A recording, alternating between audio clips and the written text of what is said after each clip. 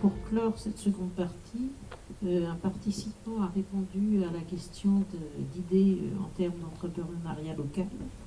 Et la personne indique le recyclage des bateaux en gîte dans son jardin et l'espace de coworking original en ville, à Nantes. Dans les idées, il y a une idée presque entrepreneuriale et puis une idée qui vise à soutenir les entrepreneurs. Et ce qui est fondamental, en fait, c'est de se dire, tous ces entrepreneurs, il va falloir trouver des solutions pour les polliniser, un peu comme on pollinise des fleurs. Il va falloir arriver à faire émerger tous ces entrepreneurs. Et là, pour le coup, il y a peut-être des solutions publiques, il y a aussi des solutions privées, des solutions citoyennes.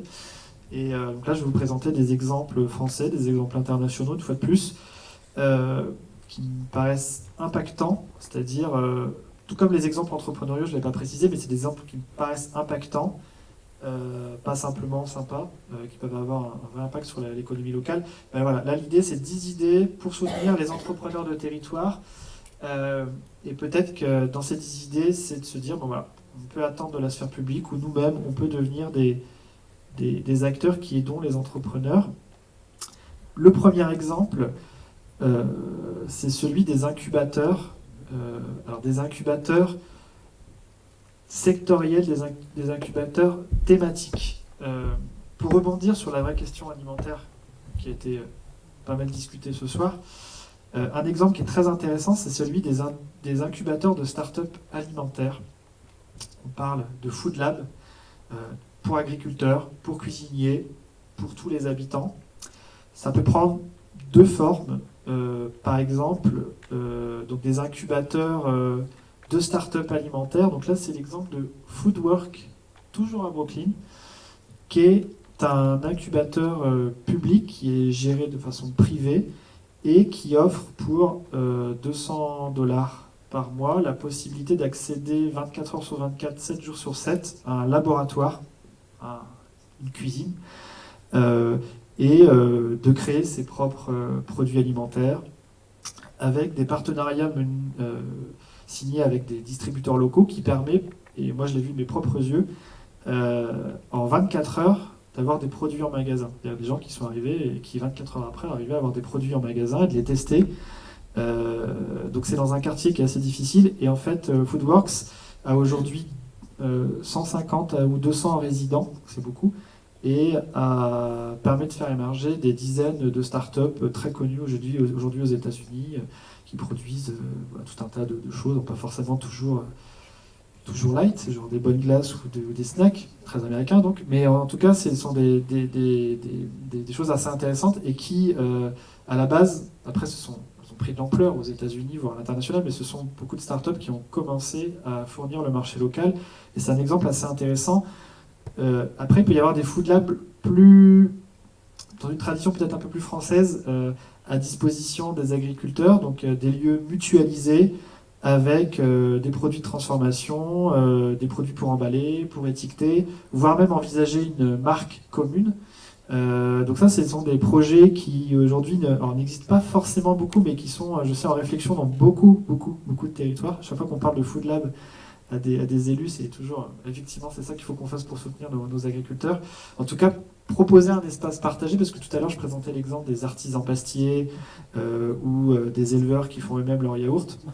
C'est un investissement. Un laboratoire pour devenir artisan pastier, c'est 30, 40, voire 50 000 euros d'investissement. Et encore, c'est 2 machines. Et puis après, il y a tout un tas de...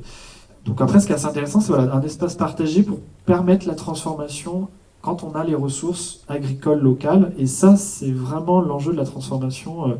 Donc voilà, ça peut être un public ou privé, en tout cas porté par quelle que soit la nature de l'acteur.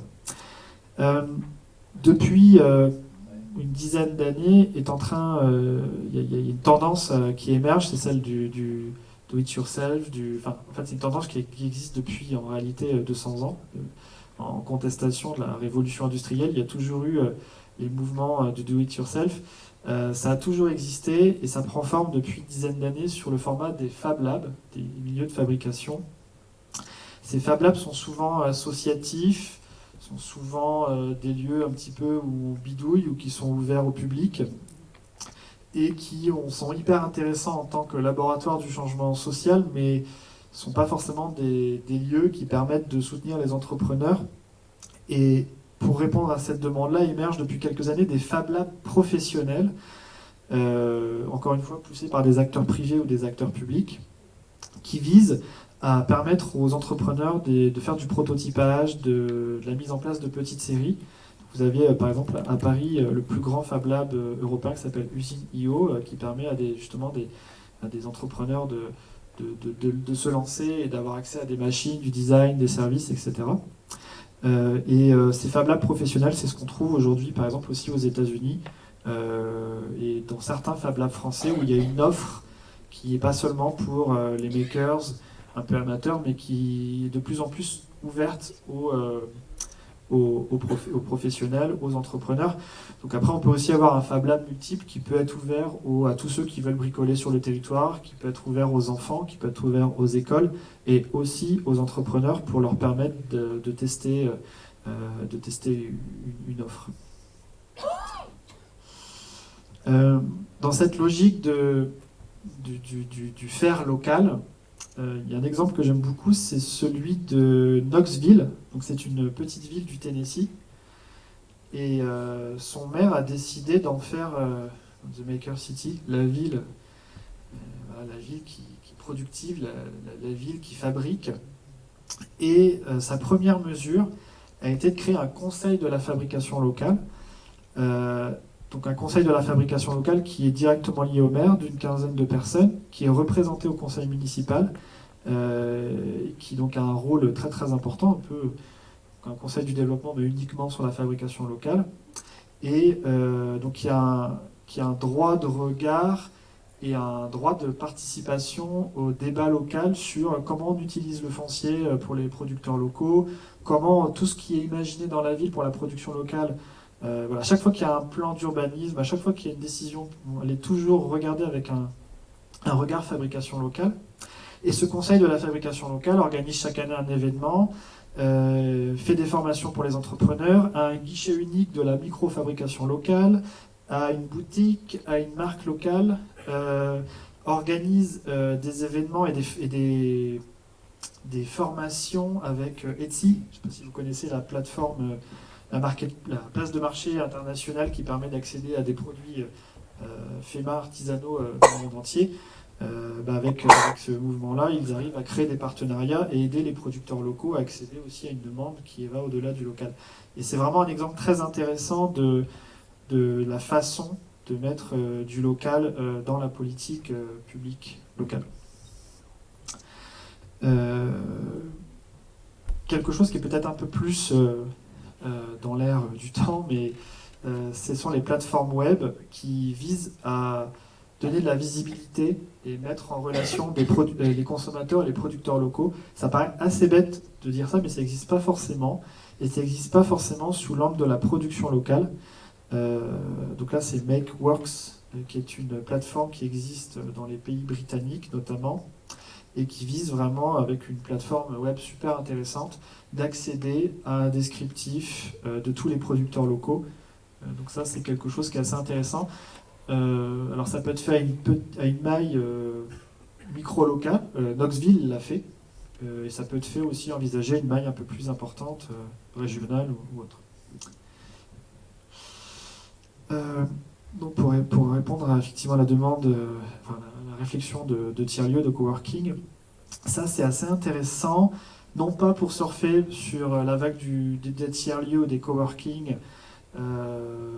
que beaucoup de territoires se lancent dans cette mode des tiers-lieux. Il y a un plan national des tiers-lieux de l'État qui a été lancé. Ce que je trouve assez intéressant sur un territoire par exemple comme le vôtre, c'est cette capacité à retenir, attirer des cols blancs, c'est-à-dire des personnes qui vivent ici mais qui travailleraient ailleurs, et les retenir sur une partie de leur temps, donc se développe beaucoup le télétravail.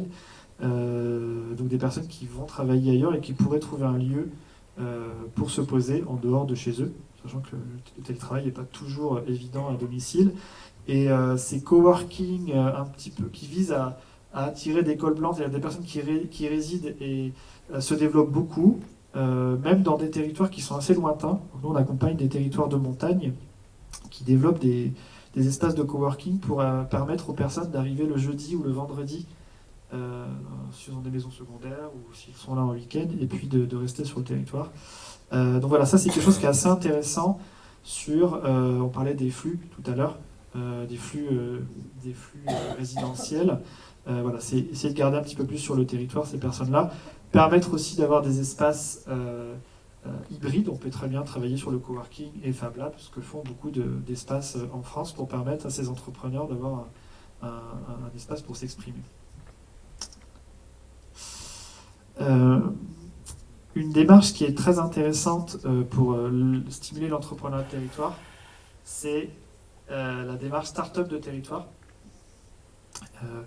C'est une ancienne collègue d'Utopie qui a lancé ça il y a quelques années, qui l'a lancé à Strasbourg. Le point de départ de start-up de territoire, c'est de dire on va faire du territoire une énorme start-up. On va proposer à tous les citoyens, quelle que soit la casquette, quelle que soit l'activité économique, de participer périodiquement à des grands brainstorming, alors on dit des hackathons sinon, des brainstorming géants pour créer les emplois de demain. Par exemple à Strasbourg, donc là c'est l'image que vous avez là en bas, plutôt à droite. À Strasbourg, ils se sont réunis l'an passé, ils étaient 2000 dans une salle, c'est quand même beaucoup. Et en fait, ils ont fait travailler les citoyens sur des défis. Donc en fait, il y a dizaines de défis qui sont lancés. Alors ces défis peuvent être flous, peuvent être plus ou moins orientés. Par exemple, ce que vous listiez tout à l'heure sur le besoin de développer une filière donnée. Donc en fait, on va faire bosser des experts, des gens qui peut-être ont un avis au moins sur la situation, et on fait brainstormer tout le monde sur qu'est-ce que l'on peut faire ensemble sur le territoire pour répondre à cette question. Par exemple, vous pourriez faire ici un start-up de territoire en disant voilà, aujourd'hui on a 10 grands enjeux et on se met à une dizaine ou une vingtaine et puis on essaye de faire émerger des idées. L'intérêt, c'est que souvent dans ces mouvements start-up de territoire, il n'y en a aucun qui se ressemble d'un territoire à l'autre, il y en a une dizaine en France. Parfois c'est porté plutôt par des acteurs publics, d'autres un peu plus citoyens, parfois un peu privés, mais l'idée c'est qu'après on puisse trouver les ressources en interne pour incuber, si émerge un entrepreneur, et ben on l'incube, on l'aide, on essaie de le financer, etc. Il n'y a pas de recette. Je dirais il y a des événements, mais ils ne se déroulent pas forcément toujours de la même façon d'un endroit à l'autre. Je vous invite vraiment à regarder leur site internet et de naviguer sur des... Je crois pas que des startups de territoire, il y en a beaucoup dans le Nord-Ouest. Mais c'est assez intéressant pour impliquer les citoyens dans la démarche d'innovation territoriale et les faire brainstormer et que ce soit sur les projets entrepreneuriaux, quel que soit le secteur. Un point qui est important sur les territoires, c'est la question de l'entrepreneuriat féminin qui est malheureusement sous-représenté. Et ce qui est très intéressant, c'est qu'on s'aperçoit que l'entrepreneuriat féminin, c'est celui qui est surreprésenté dans les exemples entrepreneuriaux que je vous ai présentés, pour plein de raisons, sociologiques, etc. Et typiquement, être capable de soutenir l'entrepreneuriat féminin, c'est se donner la possibilité d'arriver à faire émerger ces emplois locaux. Donc l'entrepreneuriat féminin, je n'ai plus les chiffres en tête, mais et au moins, je crois, 2 fois plus représenté dans l'économie de proximité. Sauf que l'entrepreneuriat féminin est plus difficile à un titre, c'est-à-dire que les femmes qui se lancent, les entrepreneurs qui se lancent sont beaucoup moins nombreuses, il y a des freins psychologiques, etc. Et vous avez par exemple des mouvements qui existent ici, pour le coup. Donc il y en a 2. Alors il y en a un qui s'appelle Femmes de Bretagne, mais en fait qui est aussi présent dans la région Pays de la Loire, et qui regroupe plusieurs milliers d'entrepreneurs, je dis entrepreneurs, mais il faut dire entrepreneurs, et qui les regroupe suite au succès de Femmes de Bretagne. La fondatrice Marie-Éloi a développé un concept que j'aime beaucoup qui s'appelle Bouge ta boîte. Et en fait, ce sont des réseaux, des clubs de chefs d'entreprise, femmes, qui se regroupent périodiquement dans des villes, dans des petites villes. Elles sont 10 ou 20, elles se connaissent, en fait, elles se challengent, elles s'aident, elles sont dans des secteurs différents la plupart du temps. Elles s'aident mutuellement et ça aide quand même à stimuler et la création et le développement de l'entrepreneuriat sur les territoires. Donc ça prend la forme de cycles de rencontres, d'ateliers, de réunions et sinon de rencontres, de petites rencontres de à deux. Pour soutenir l'entrepreneuriat sur les territoires, bien évidemment, la question financière est centrale. Quelque chose qui est assez paradoxal, c'est souvent de voir l'écart qui existe entre l'épargne, la capacité d'épargne sur les territoires et les besoins des entrepreneurs locaux. Et c'est en ce sens que les plateformes de crowdfunding, donc le financement faisant appel à la population, à travers du don, c'est-à-dire je donne de l'argent et en échange on me donne des produits, en prêt, donc je prête de l'argent, ou j'investis en capital, je prends des parts d'une entreprise. Les plateformes de crowdfunding locales se développent de plus en plus. Elles sont portées maintenant, de plus en plus de territoires lancent des appels d'offres ou réfléchissent à développer la propre plateforme. Vous avez des acteurs privés d'une certaine importance comme des banques, pour ne pas les citer, Crédit Agricole, qui développent des plateformes de crowdfunding locales. Vous avez des plateformes citoyennes qui se développent.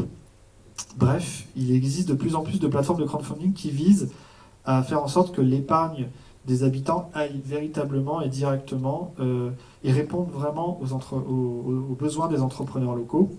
Se développe surtout, par exemple, ce qu'on appelle le crowd equity, c'est-à-dire l'investissement en capital. C'est j'investis dans le capital d'une entreprise et c'est quelque chose qui aide énormément d'entrepreneurs qui ont le profil de ceux que je vous ai présentés plus haut. Et ça, c'est quelque chose qui peut être porté par plein d'acteurs différents, mais qui peut véritablement avoir un impact sur le territoire. Je dirais la dimension du dessus, c'est les fonds d'investissement locaux. Donc un fonds d'investissement, c'est un petit peu différent parce que ça vise à vraiment investir en fonds propres dans les entreprises, mais des entreprises d'une taille un peu plus importante. Un exemple, donc il y a très peu d'exemples de ce type en France qui existent. Un exemple, c'est celui d'Ericoa, qui est un fonds d'investissement régional basque, dans lequel plusieurs centaines de micro-investisseurs basques, qui ont un petit peu d'argent, pas forcément beaucoup d'ailleurs, investissent dans ce fonds. Et ce fonds investit dans des PME basques et dans des secteurs dont le territoire basque a besoin. C'est un très bon exemple. Qui a tout un tas de labels, parce qu'en fait, ça investit uniquement dans des secteurs d'activité dits responsables, par ailleurs. Et ça, c'est assez intéressant parce que c'est pas porté par une grande banque, c'est un acteur assez historique, et c'est un cas assez intéressant. Et enfin, le dernier exemple, toujours sur la partie financière, c'est celui des cartes de paiement, des cartes de fidélité locale. Alors, je ne parle pas des monnaies locales, j'en ai pas parlé ici. Les monnaies locales, bien évidemment, c'est donc les monnaies vous voyez, au format papier qui se développent beaucoup. On peut avoir un impact très important sur les territoires, mais souffrent souvent de difficultés dans le marketing, dans la gouvernance, dans l'autofinancement. Et pour répondre à ces limites, se sont développés, surtout aux États-Unis, des systèmes un peu plus fluide, sous forme de cartes. Donc par exemple, ça peut être soit des cartes de paiement, comme une carte de paiement classique, Visa, Mastercard. Donc là, vous avez par exemple à Bernal Bucks, aux États-Unis, en partenariat avec Visa, ils ont développé la carte de crédit local, ou la carte de paiement local, pardon. Et cette carte, en fait, permet de faire n'importe quel achat. On peut faire tous les achats du quotidien avec. Et lorsque c'est fait dans un commerce local ou auprès d'un artisan, enfin voilà, auprès d'un écosystème bien défini, bien listé, et ben en fait c'est des points fidélité, des points de réduction dans le magasin, etc., etc. Et ça marche énormément. Après, ça peut forcément aussi être limité à des cartes de fidélité et pas forcément des cartes de paiement. Donc se développent de plus en plus des cartes de fidélité locales, multi-magasins. Par exemple, la carte de fidélité du cœur de ville, la carte de fidélité. Après, il faut bien définir quels sont les lieux qui rapportent des points. Mais la carte de fidélité locale, c'est quelque chose qui permet d'inciter dans des achats locaux et permet de dépasser par exemple, tout un tas de limites qu'on trouvait dans de la monnaie locale. On peut faire ces achats classiquement avec de la monnaie tout à fait normale et être incité à dépenser son argent dans ces magasins locaux. Ce qui est assez intéressant, c'est que